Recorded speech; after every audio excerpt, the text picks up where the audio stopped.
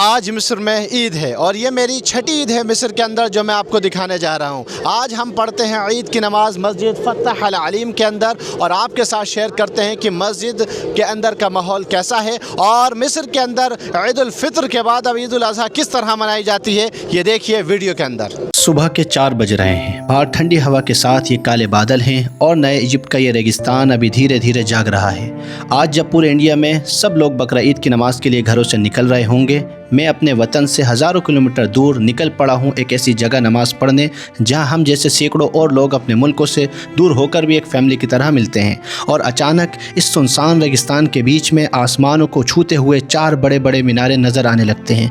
दूर से ही देखकर लगता है कि हाँ, आगे कुछ बहुत कमाल का और बड़ा दिखने वाला है। यह है मस्जिद अल फत्ताह अल अलीम, नए इजिप्ट की सबसे बड़ी और ख़ूबसूरत मस्जिद। कार से उतरते ही जब मैंने इसके बर्फीले सफ़ेद गुंबदों को पास से देखा तो दिल से सुभान अल्लाह निकला। ये मस्जिद इतनी बड़ी है कि इसमें एक साथ 17,000 से ज़्यादा लोग नमाज़ पढ़ सकते हैं। यहाँ का हर एक कोना खूबसूरत है, लेकिन सच बताऊँ, इतनी बड़ी मस्जिद के सामने खड़े होकर भी दिल एक बार पीछे अपने वतन की तरफ ज़रूर मुड़ता है। अम्मी के हाथ की सिवैयाँ, पापा का गले मिलना और अपने मोहल्ले की इस छोटी सी मस्जिद की रौनक बहुत याद आ रही है। पर चलिए, मुसाफिर की ईद भी अल्लाह की नेमत है। अंदर चलते हैं और आपको यहाँ की सबसे रूहानी आवाज़ सुनाते हैं। मस्जिद के गेट से अंदर आने के बाद जो मंज़र है वो वाकई दिखाने लायक है कि हर तरफ से हर नेशनलिटी के लोग, क्योंकि यहाँ पढ़ने वाले बच्चों की तादाद पूरी दुनिया से अलग अलग है। तो आप देख सकते हैं कि यहाँ पर हर तरह के लोग आपको जो है दिखेंगे जो यहाँ नमाज़ पढ़ने आए हैं। और इतना प्यारा आज मौसम हो रहा, बादल हो रहे हैं और ये खूबसूरत सी चमकती हुई मस्जिद है और हम जो है मस्जिद के अंदर जाने की पूरी तैयारी में है और अंदर जा भी रहे हैं। और एक चीज़ जो मुझे इजिप्ट की बहुत अच्छी लगती है वो ये है कि यहाँ पर सिर्फ ऐसा नहीं है कि घर के मर्द नमाज़ पढ़ने आए हैं। यहाँ की खूबसूरती मुझे ये अच्छी लगती है कि यहाँ पर चाहे इजिप्शियन हो, चाहे किसी और नेशनलिटी के हो, यहाँ पर पूरी फैमिलीज़ नमाज़ पढ़ने आती हैं। चाहे घर की ख़वातीन हो, घर के बच्चे हों, घर के बुज़ुर्ग हों, सब देखें हर तरफ आपको दिखेंगे कि यहाँ पर नकाब में, हिजाब में, बुर्क़े में, अबाया में जो है ख़वातीन भी आती हैं, छोटे छोटे बच्चे भी आते हैं। और ये है मस्जिद फ़तह अल अलीम। अब ये है इस मस्जिद का मेन गेट जिसके अंदर से हम अंदर जाएंगे। माशा अल्लाह, कितना ज़्यादा खूबसूरत। और ऊपर वहाँ लिखा हुआ भी है मस्जिद अल फत्ताह अल अलीम।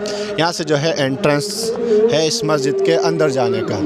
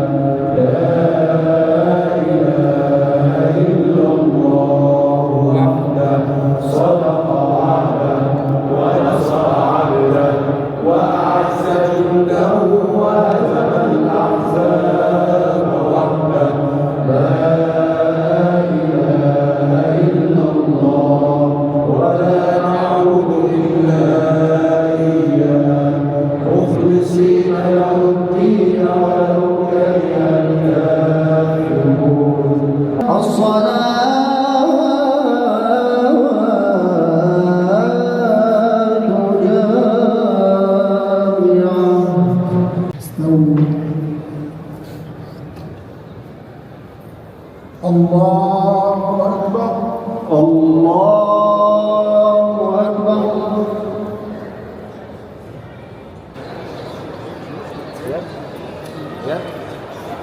अल्लाहु अकबर, अल्लाहु वसअu وشربوا من ماء زمزم المطهر من قبل الرحيم الرحمن।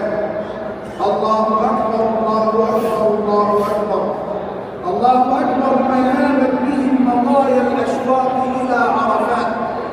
الله أكبر، ما ابتهلوا إلى الله ليغفر لهم جميع السيئات. الله أكبر، ما وقفوا بالمشعر الحرام شاكرين الله على ما هداهم إلى معالم السعادات. الله أكبر، الله أكبر، الله أكبر. سبحان من أطلق عليهم سحائر الرحمة والغفران. سبحان من أسعدهم بالسلام على المختار وصاحبيه وأنزل لهم الإحسان. سبحان من بلغهم المقصود وتم لهم الحظ الأوفر من الله والرضوان. الله أكبر، الله أكبر، الله أكبر.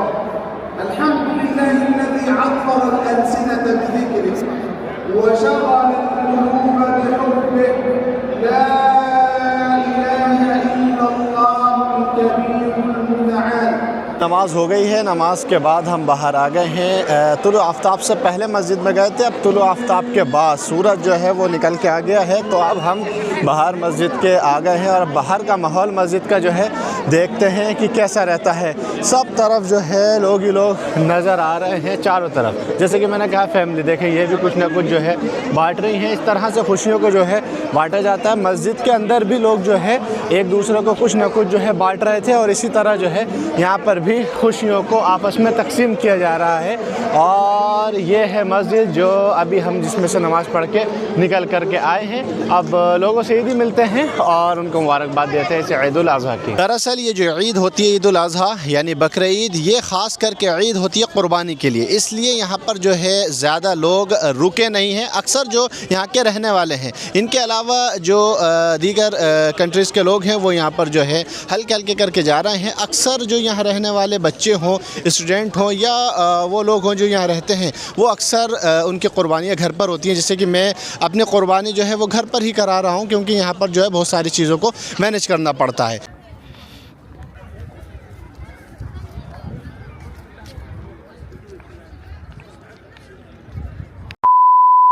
नमाज के बाद हम घर आ गए थे। घर आकर सबसे पहला काम होता है अपने घर वालों से बात करना। तो घर पर थोड़ी बहुत बात हुई, क्योंकि आज वहाँ यौम आरफा है और सब रोज़े से हैं, तो कल इंशाअल्लाह मुकम्मल तौर से अच्छे से सबसे बात होगी।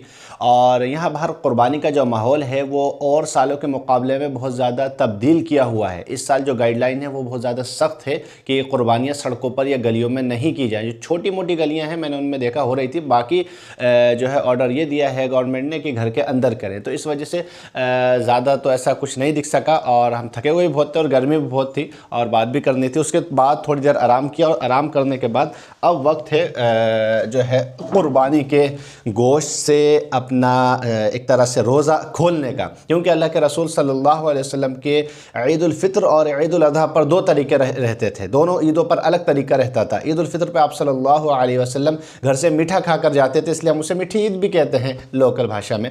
और जो ईद उल अज़हा होती थी, इस पर रसूलुल्लाह सल्लल्लाहु अलैहि वसल्लम बग़ैर कुछ खाए पिए जाते थे और आते थे और अपना जानवर ज़िबह करते थे, क़ुरबानी करते थे और उसी का ही गोश्त जो है आप सबसे पहले खाते थे। तो हमारी जैसे कि मैंने बताया क़ुरबानी तो इंडिया में है और यहाँ पर जो है दोस्तों से और इधर उधर से कई जगहों से जो जानने वाले हैं वो क़ुरबानी का गोश्त दे करके गए। एक चीज़ और मैंने मिस्र में यहाँ देखी, जैसे हमारे यहाँ होता है कि पहले दिन भी क़ुरबानी होती है, दूसरे और तीसरे दिन भी, क्यों तीसरे दिन के असर तक है हुक्म करने का।